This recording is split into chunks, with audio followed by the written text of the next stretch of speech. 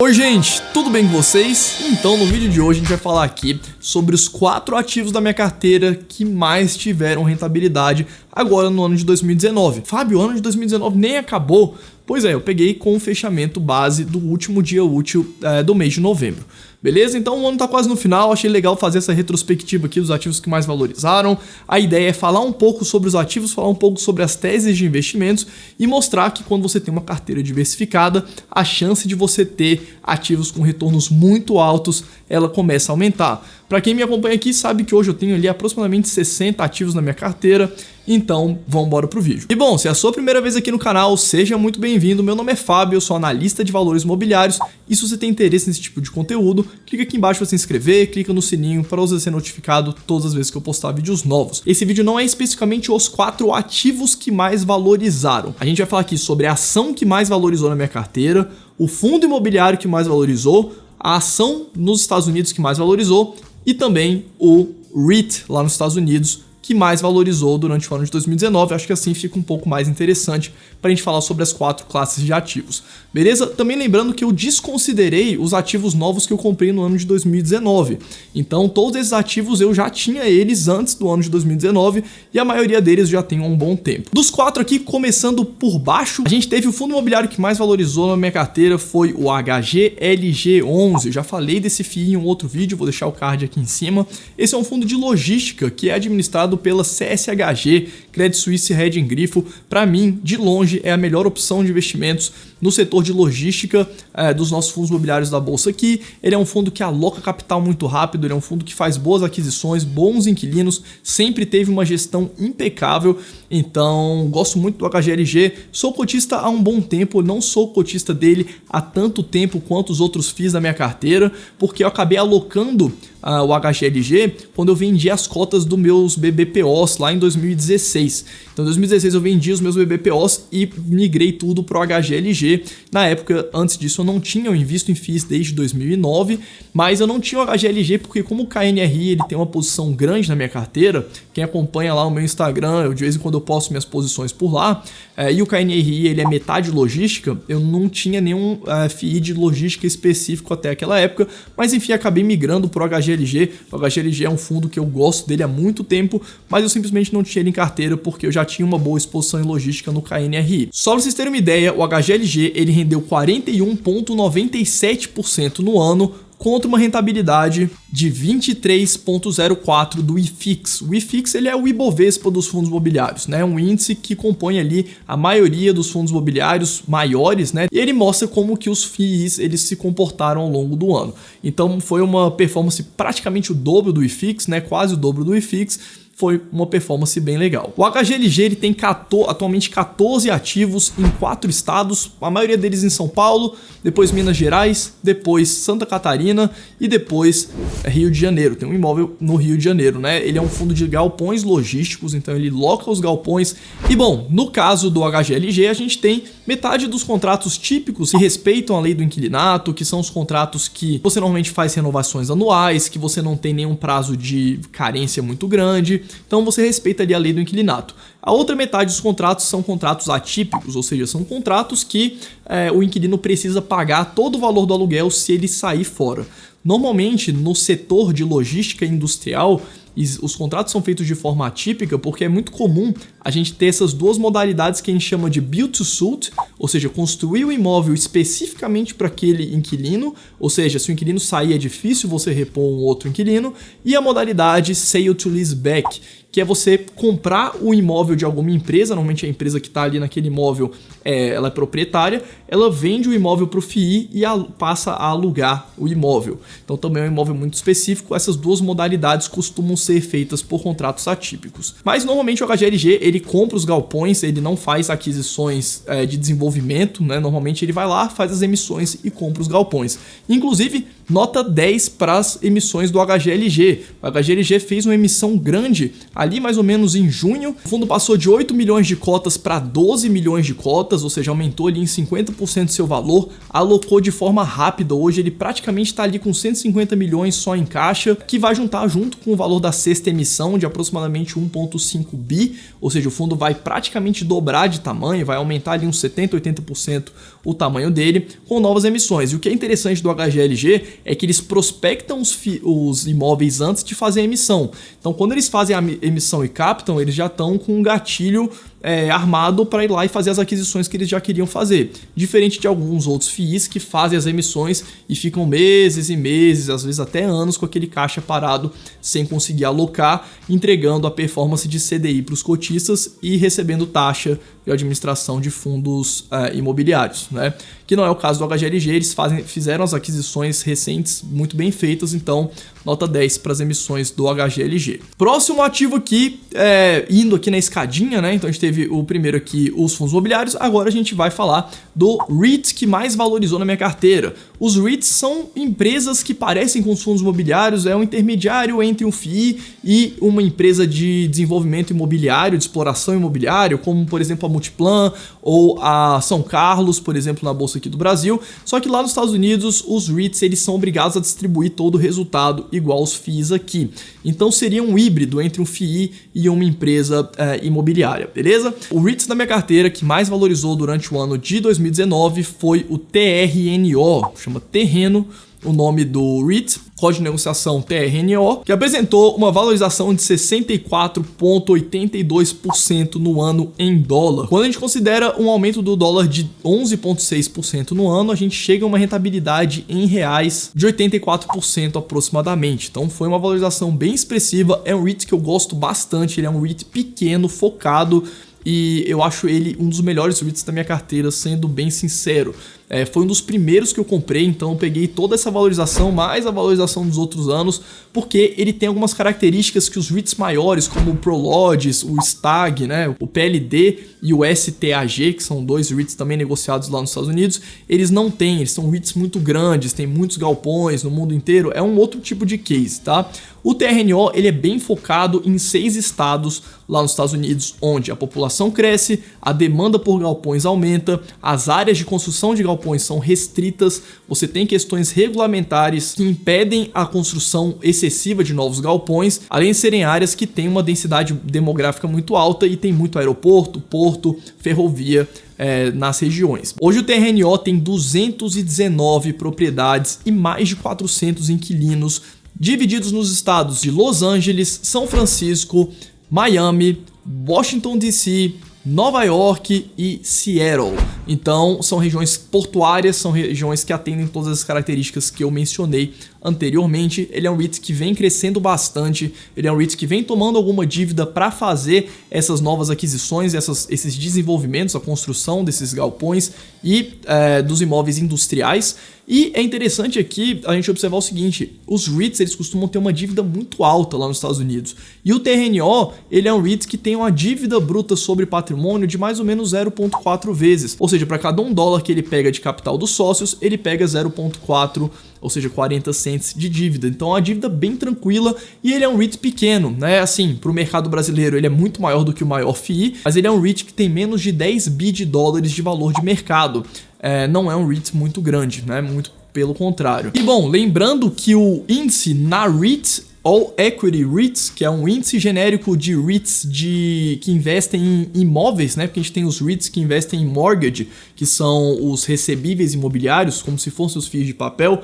Então, o índice de REITs dos Estados Unidos de tijolo rendeu no ano 27,58% em dólar. Ou seja, o TRNO ele outperformou, né? Ele performou 30% a mais do que o índice genérico de REITs. Próximo ativo aqui, a gente vai falar de uma estoque da minha carteira, que é uma ação lá nos Estados Unidos, para depois falar da ação aqui no Brasil, que foi o ativo que mais valorizou. Em estoques, a ação da minha carteira que mais performou no ano de 2019 foi CMG, Chipotle Mexican Grill, que é uma empresa que tem uma rede de restaurantes mexicanos que vende burrito, vende bowl, vende salada. Agora eles têm um outro tipo de carne que eles servem lá também.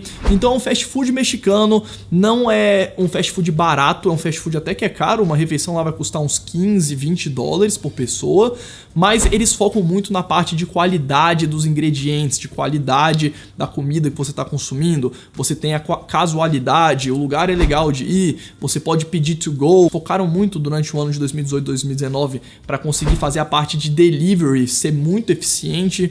Então, normalmente, por exemplo, lá nos Estados Unidos, passei um tempo lá em Nova York, as pessoas que trabalham lá, normalmente não é igual aqui no Brasil, que você tem 1 hora, 2 horas de almoço. É pegar a comida, o lanche e comer.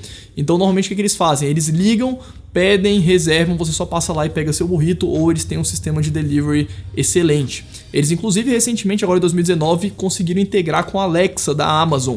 Então você consegue pedir seu burrito em casa falando ali, Alexa, give me my burrito. Aí vai lá e chega um burrito na sua casa. Eu gosto bastante da parte de marketing do Chipotle, isso é bem subjetivo, mas eles financiam bastante, patrocinam bastante eventos de esportes, né, que é o pessoal que joga muito videogame. Então sempre tem propaganda do Chipotle. Eu já vi eles patrocinando muito alguns youtubers lá, gigantescos lá dos Estados Unidos, como o próprio David Dobrik. Vou deixar o canal deles aqui para você assistir depois. Tem um vídeo que ele mostra lá que ele tem chipotles infinitos pro resto da vida e tem uma mesa gigante com chipotle no vídeo dele. Então assim, é uma empresa que consegue se comunicar muito com o público mais jovem e intermediário ali, né, entre os 20 e 40 anos. Então é uma empresa que eu comecei a comprar ela ali em 2016, 2017, a empresa passou por alguns problemas relacionados à intoxicação alimentar. Algumas pessoas de algumas lojas de Chipotle, elas tiveram intoxicação alimentar, o que foi muito contra a parte de fresh food deles, né, de comida saudável, comida fresca e tudo mais. E as ações desabaram de 900 dólares para 300, 250 dólares. A empresa começou a entrar no prejuízo, né, porque a receita caiu.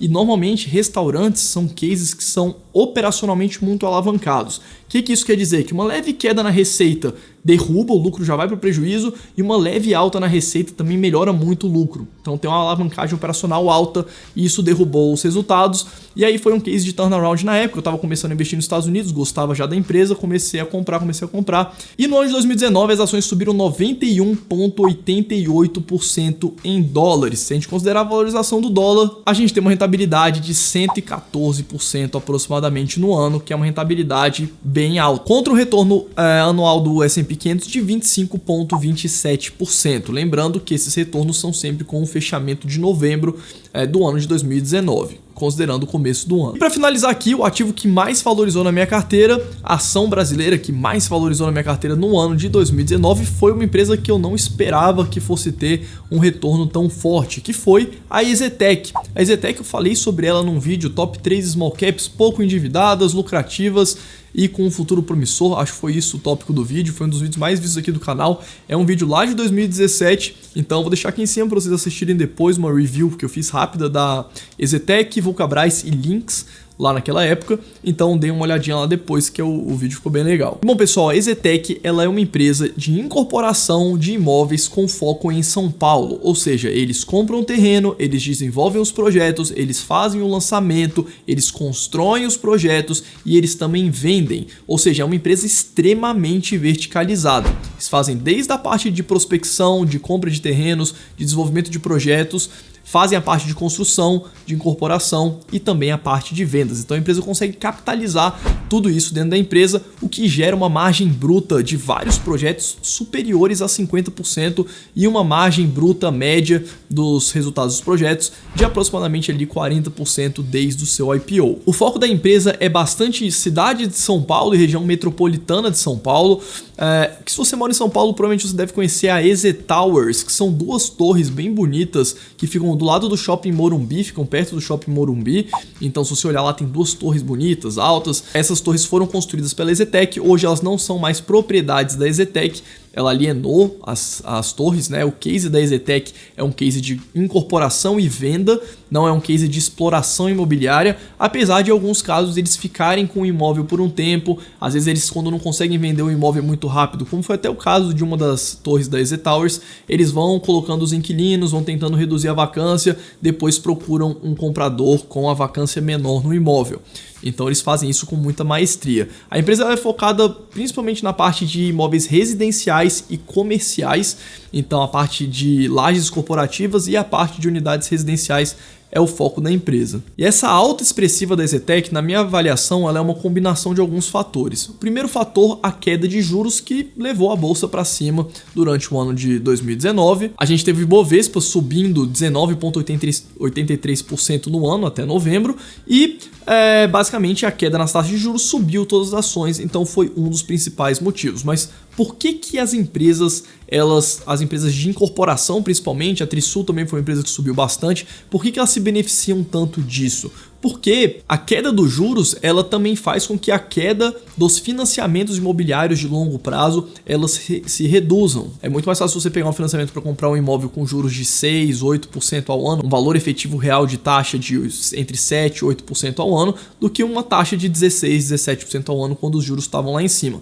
Então você aumenta o apetite dos investidores a quererem comprar as novas, os empreendimentos. A gente também tem ao mesmo tempo a Caixa soltando algumas modalidades diferentes de financiamento, como financiamentos indexados ao IPCA e um volume maior de recursos destinados ao financiamento imobiliário, o que faz com que os investidores tendam a comprar mais. Lembrando que um imóvel é a última coisa que alguém compra em uma retomada da recessão, né, de sair do país, o país começar a crescer, o imóvel costuma ser a última coisa que a pessoa compra. Normalmente quando ela conseguiu um emprego melhor, quando ela estava desempregada e conseguiu um emprego, ela vai normalmente pagar alguma dívida que ela tem, vai trocar de roupa, trocar de carro e talvez depois comprar um imóvel. Então normalmente o setor de incorporação ele tem um certo descasamento com o PIB, né, e o descasamento com a taxa de desemprego. Então conforme o desemprego for baixando, e a gente já está vendo isso, né, levemente, apesar do desemprego ainda estar alto, conforme o desemprego for baixando, a gente tem uma expectativa de compras maiores de imóveis mais para frente. Além disso, de 2013 até 2017, mais ou menos, a gente teve uma queda muito forte de ofertas de imóveis, né, porque o estoque estava muito grande lá em 2012, 2013, a gente teve um aumento dos juros, o que reduziu o apetite dos investidores para comprar novos imóveis, então as empresas ficaram com aquele bando de imóvel encalhado e de 2017 para cá a gente vem observando uma retomada tanto nas vendas quanto nos lançamentos por causa de uma redução da oferta. Então o esperado é que agora a gente tenha um reaquecimento novamente do mercado imobiliário. É óbvio que o futuro é incerto, mas o mercado se antecipa a isso, o que fizeram com que as ações tivessem uma valorização tão alta como elas tiveram nesse período. Um fator muito importante da EZTEC, vou deixar até um vídeo aqui em cima que a gente fala sobre o endividamento de empresas, é importante vocês assistirem esse vídeo. A EZTEC e todas as empresas de incorporação, elas não se beneficiam tomando dívida, porque as empresas de incorporação, elas fazem os projetos no regime especial de tributação. Elas não pagam imposto sobre o lucro, elas pagam imposto sobre a receita, por causa desse regime especial de tributação, onde cada empreendimento está dentro de uma SPE, de uma empresinha embaixo do guarda-chuva da empresa incorporadora. Então, essa SPE, ela paga o imposto sobre a receita. Quando a empresa toma dívida, ela simplesmente está tomando um risco alto e um retorno esperado maior para os acionistas, mas nas outras empresas que pagam pelo lucro real, que não são as empresas de incorporação, elas pagam sobre o resultado e elas têm um ganho fiscal quando elas tomam dívida, porque os juros da dívida abate da base de cálculo do imposto, então o empréstimo fica mais barato. No caso das incorporadoras, não. E o que sempre me atraiu muito na EZTEC é que ela é uma incorporadora com uma estrutura de capital extremamente conservadora. Ela nunca teve mais dívida do que caixa e hoje ela nunca teve tanto caixa em relação ao que ela tem de dívida. Ela praticamente não tem dívida e tem 1,4 bi de reais de caixa que vieram principalmente de uma emissão recente que ela fez de novas ações de aproximadamente 900 milhões de reais. Então a empresa se capitalizou para conseguir desenvolver os projetos em cima do land bank que eles têm, que é o estoque de terrenos que eles têm, que hoje vale um pouquinho mais de 5 bilhões de reais. Então é uma empresa que tem muito para crescer e muito para desenvolver dentro do land bank que eles possuem atualmente. A empresa sempre vai repondo, né? Ela faz lançamentos, ela desenvolve empreendimentos e vai sempre repondo o landing bank conforme ela vai usando. A empresa nunca fica sem terreno nenhum para desenvolver. Bom, pessoal, pelo vídeo de hoje é isso. Espero que vocês tenham gostado. Deixem seu feedback aqui nos comentários, compartilhem com quem vocês acham que tem interesse. Eu vejo vocês no próximo vídeo.